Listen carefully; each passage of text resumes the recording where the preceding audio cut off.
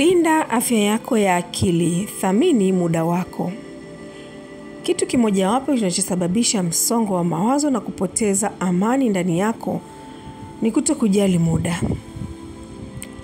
Mtu anaposhindwa kupanga muda wake, hujikuta akiishi kwa pressure, akichelewa kutimiza malengo yake, na mwisho wa siku anaanza kujihisi hana uwezo au hawezi kufikia mafanikio. Kwa kweli, time management si swala la ratiba tu, ni swala la afya ya akili. Muda ni maisha. Kila dakika inayopita ni sehemu ya maisha yako inapotea. Mtu anayeheshimu muda anajiheshimu mwenyewe. Anayetumia muda ovyo anachoka mwili na akili, kwa sababu akili inakosa utulivu na mpangilio. Ukichelewa, ukiahirisha, ukijikuta kila mara una stress za kufukuzia muda.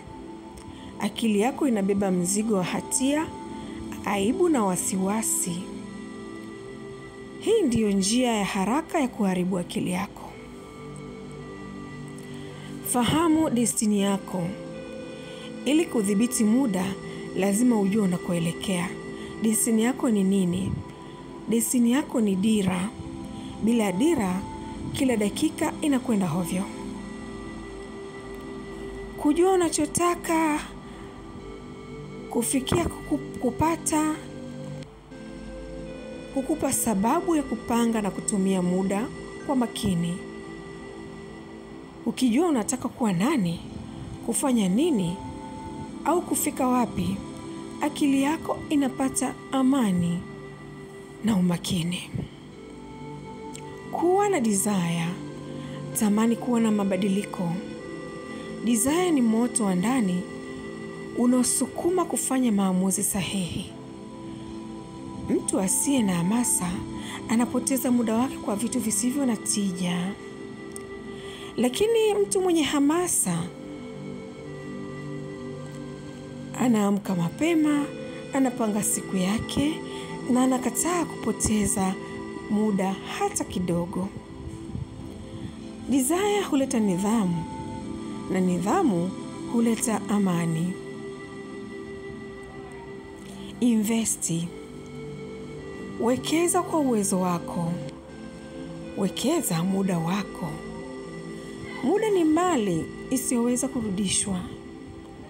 Ukihisi hauna muda, tafakari unavyotumia. Tumia muda wako kujifunza, kujenga ujuzi mpya, au kuimarisha mwili na roho yako. Ukiwekeza muda kwa maarifa, afya, uhusiano mzuri, unalinda afya yako ya akili dhidi ya hofu ya kupitwa. Reason, why, jielewe. Kila uamuzi unaochukua unapaswa kuwa na sababu. Watu wengi hupoteza muda kwa kufanya vitu visivyokuwa na tija wala malengo yao. Reason itakusaidia wewe kuelewa kwa nini unafanya kitu hicho, na hivyo akili inakuwa na utulivu kwa sababu inaelewa mwelekeo wako. Commitment, uamuzi usioyumba. Usimamizi wa muda unahitaji ahadi binafsi. Ukiahidi kitu, kifanye. Ukiahirisha mara kwa mara, akili yako hupoteza imani na wewe mwenyewe hupoteza nguvu na uwezo. Commitment inaunda ujasiri, na ujasiri ni tiba kwa hofu ya msongo wa mawazo. Focus, kujua unachotaka, kukitazama bila kuyumbishwa na kushikilia hadi ufanikiwe. Hayo ndiyo mambo ya msingi ya afya thabiti ya akili. Mtu asiye na focus huishi akihangaika, akifanya vitu vingi visivyoisha, akihisi hana mafanikio.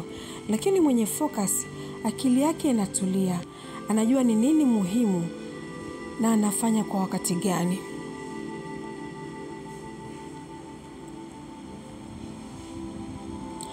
Tukumbuke kuwa afya ya akili sio tu kukosa magonjwa.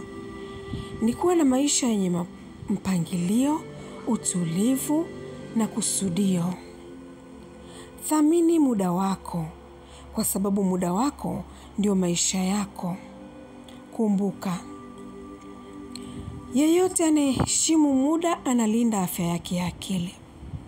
Hivyo, linda afya yako ya akili. Panga muda wako, fuata destini yako kwa nidhamu, hamasa